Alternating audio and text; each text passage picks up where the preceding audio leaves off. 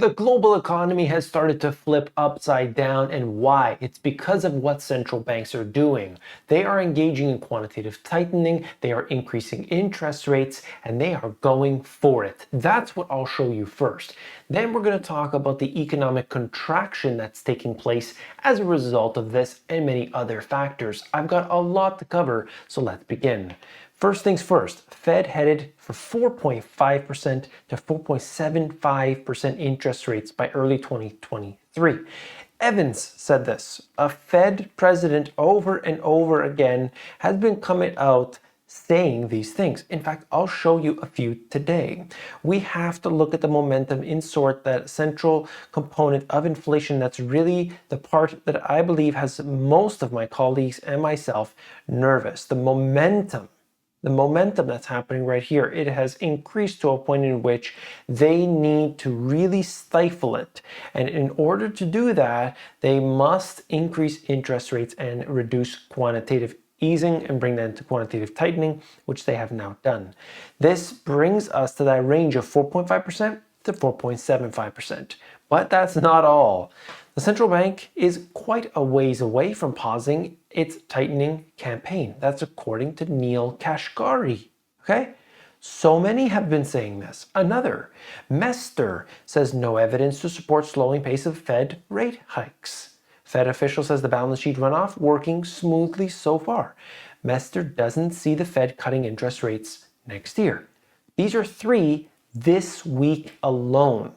And what I've shown you with Jerome Powell, the FOMC statement, all of this points to further tightening coming. Now, will they do another 75 basis points, another 75 basis points all on top of that? Not necessarily, but it does show you that they are taking a different turn than what had happened previously.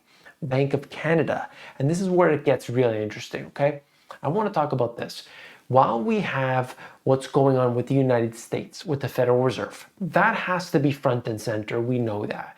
But when we start looking at these other central banks, it gives us a little bit of information as to what others are starting to think about, because they all work in concert. How do I know this? I study this day in, day out, literally 365 days a year, understanding not just the actions of the Federal Reserve, Bank of Canada, and other central banks. I look into the details beyond what most would see. And we can actually quantify what they're going to do by the actions of another. It is unbelievable. But that's why you're here on this channel, because I'm doing the dirty work for you. Trust me, it is boring, let me tell you. Bank of Canada leans into hawkish path, dashing hopes for pivot. Macklem is the equivalent of Jerome Powell, says the economy is clearly in excess demand. It's still clearly in excess demand. What does that mean? People got so much money. Job situation is so supposedly fantastic. Two-year yield hit its highest since 2007 as rate bets shift. So Canada is saying we gotta still be, quote, hawkish, and we are not going to turn this around yet. We are not in that territory. So let's break that down. Right now, we're looking at what the central banks are doing, and of course, their activities affect individuals, also businesses and everything else. Most central banks are tightening their monetary policy. This means increasing interest rates and reducing money printing. All eyes are on the Fed at this time because the US dollar is central to the global financial system. I know you're probably aware of that, but I want to go through this so we can all be on the same page. Mortgage rates are hitting levels not seen in decades, putting downward pressure on home sales and prices. So remember, whenever you're looking at those stats that come out of the news, you're going to see, housing is down 10%. Well, is it the sales that are down or the prices that are down? And it depends on where you look.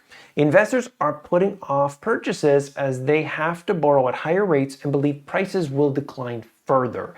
So know that that's occurring right now, today. Okay, it's very important to study all this in depth so that you know what you've got to do with yours. It's very important that you wait for your central bank to start for that pivot before you make any decisions, okay? Look at this. Cargo ship owners cancel sailings as global trade flips from backlogs to empty containers.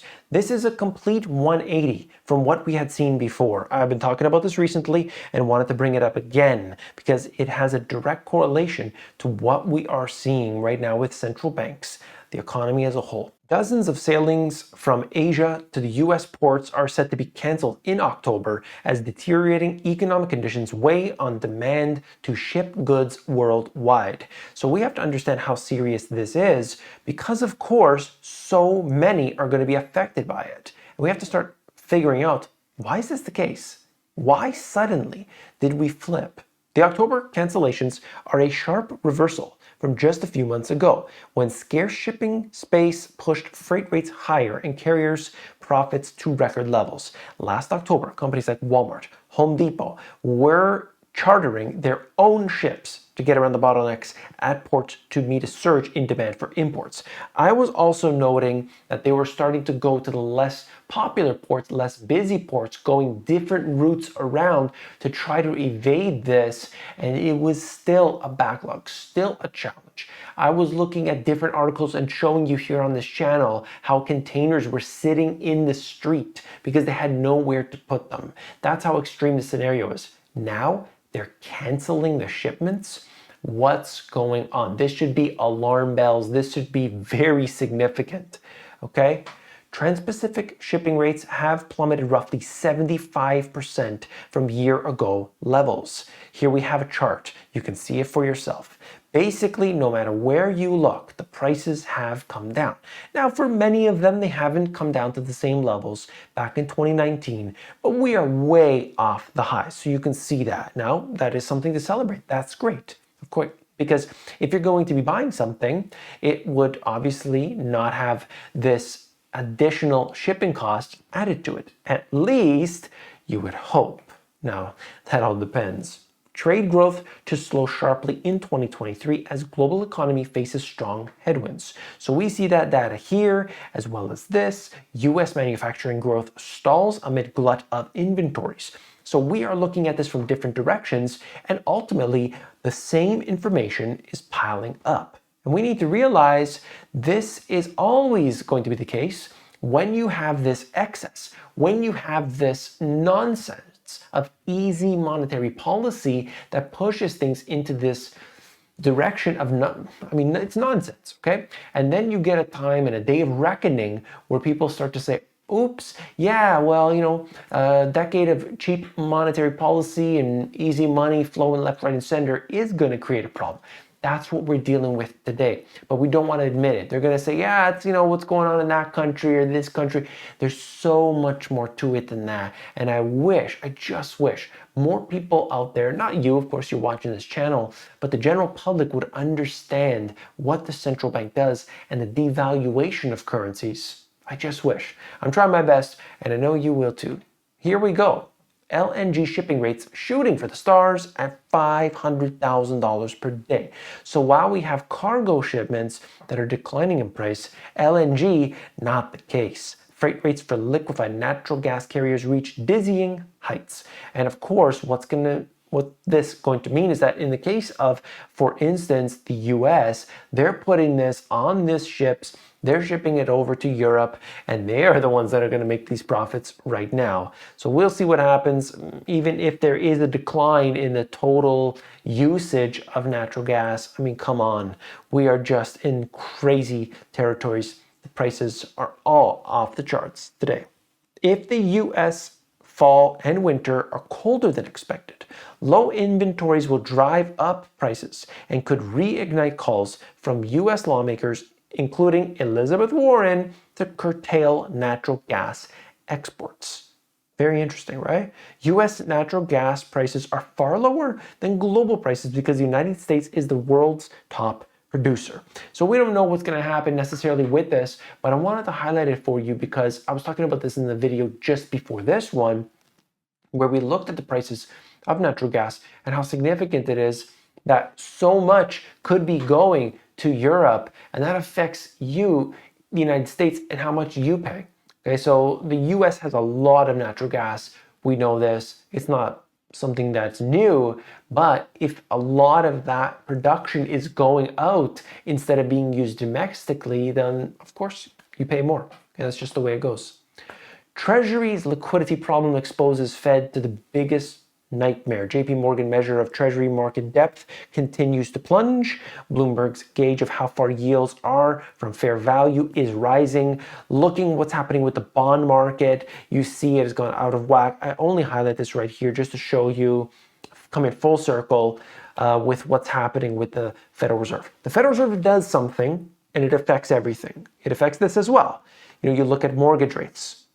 Looking at what's happening here, record highs. Mortgage applications decrease. Why?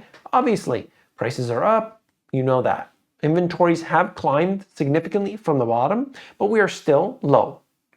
And you can look at that just showing you in a chart form. Same information, same deal. Now that's all I wanted to highlight here for mortgages, for interest rates, and why? Because the Federal Reserve is the one taking this action, and they created a boom and they created a bust. And what you can do, of course, is something that most don't realize, and that is taking action today. I want to talk about a few things right here. The economic slowdown that's going on today is impacting the lives of so many. If inflation continues to stay elevated, consumers cannot afford what they once did. That's so important, right? Higher interest rates has a direct impact on corporations' ability to expand. That is used for the purchase of everything, but also for stock buybacks. So it's going to have a direct impact on the stock prices. Shipping internationally has become more affordable, nearly at the levels before the unusual spike of 2020. This is due to many factors, including a glut of inventory. With food and energy being so expensive, we must try and secure ours at the cheapest rates possible. I talk about getting fixed price for energy, and I have seen so many people in the comment section say that they did this and they were saying thank you for talking about this and so on. Absolutely, we need to do whatever we can. The same with food. Can you buy in bulk? Can you make that happen? Do not, under any circumstances, do not just sit there idly by. This is not the time to do that, okay? These are part of the pillars of the Money GPS. As we go here and try to explain in depth what's happening, we need to look at the two sides of it, one being the preparedness and self-sufficiency side, that's what we're talking about here, but also about income generation and actually being able to preserve that. So all of this information here, I hope it was useful to you. If it was, you've got to subscribe to the channel right there. It's down below, and I'll see you tomorrow. Take care.